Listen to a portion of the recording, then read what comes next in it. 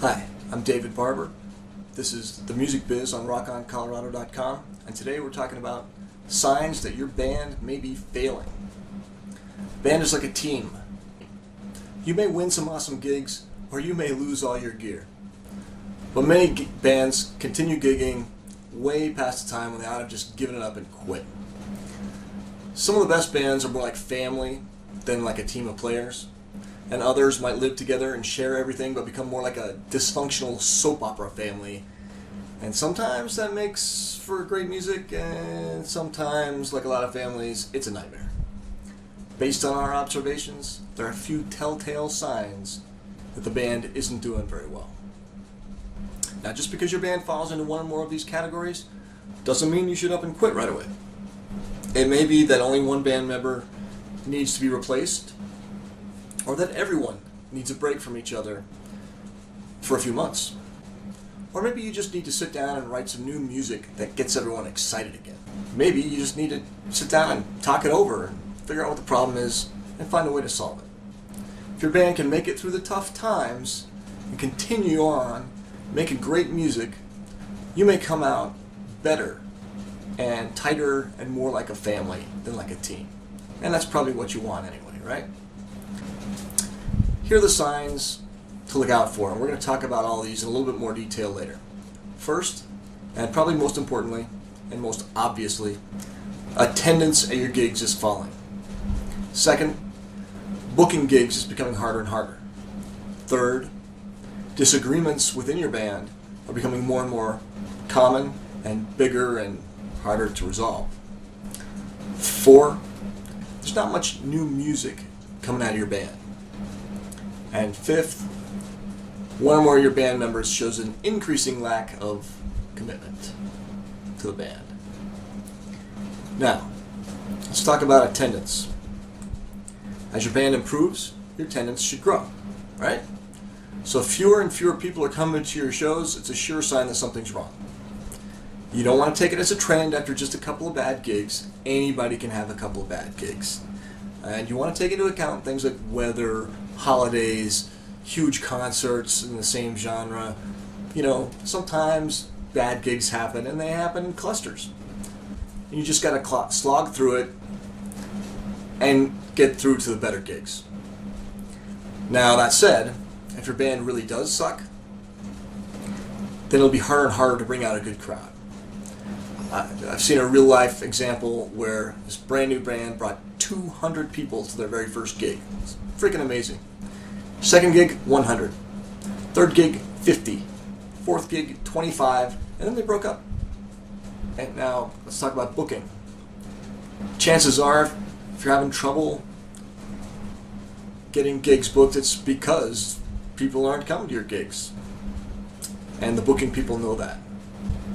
If it's not that, then it's professionalism. If you're causing a lot of problems every time you play, your bass player's got to get kicked out because he's trying to beat up the sound guy or something, that's a problem. You got to deal with that.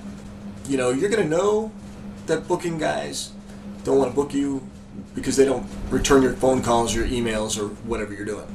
It's a lot easier for them to just ignore you and hope you go away than it is for them to pick up the phone and call you up and say, hey, you know, we don't feel like booking you anymore because you suck.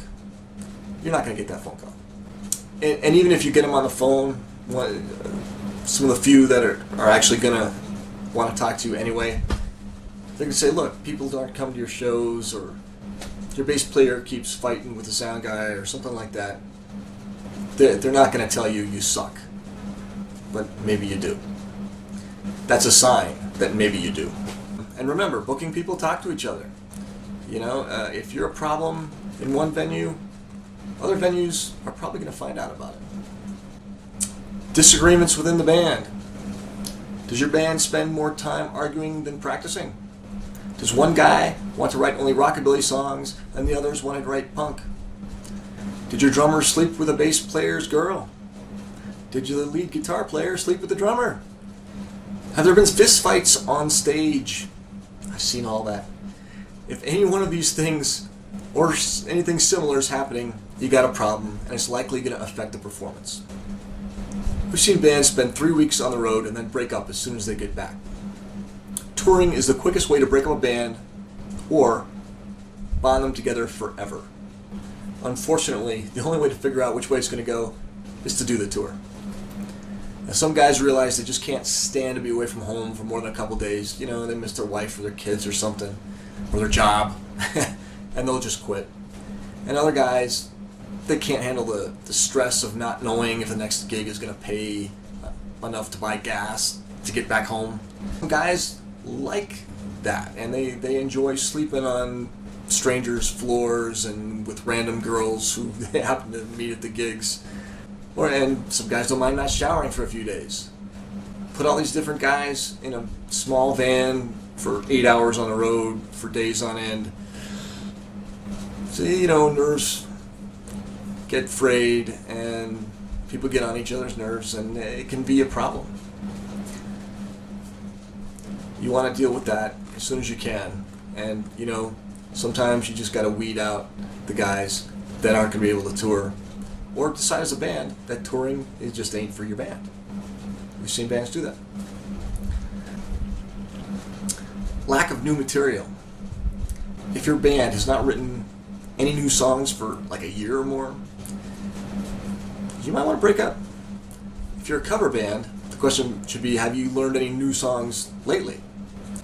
If you're an 80s cover band, maybe you don't need to learn new material, but everybody kind of likes the challenge of learning something new. Maybe you take something from the 50s or 60s and do it 80s style, or something from the 90s, whatever.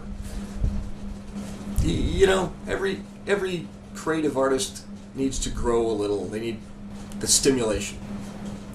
If you don't have new material, you probably don't have new CDs, and maybe you don't have much new merch.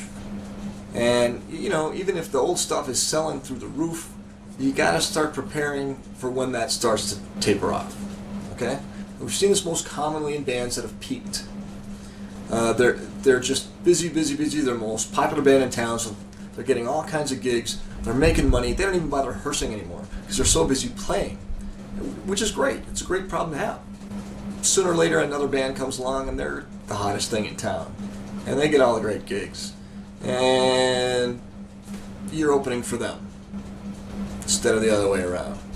Now, you can keep that going, you can milk that for years, but you know, as your fans get older, if you're not winning over new fans, your old fans, they're going to get older, they're going to get married, they're going to have babies, they're not going to go out as much, and so attendance is going to slip and all these other things.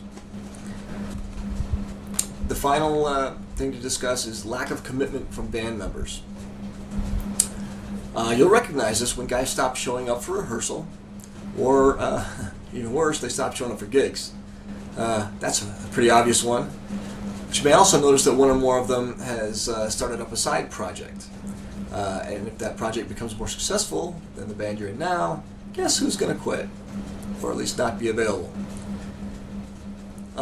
For all of these things, I've actually got a whole section on what can you do about it.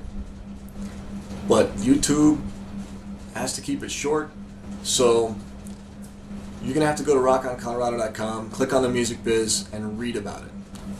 That's where I've written something, what can you do about it, for each one of these things.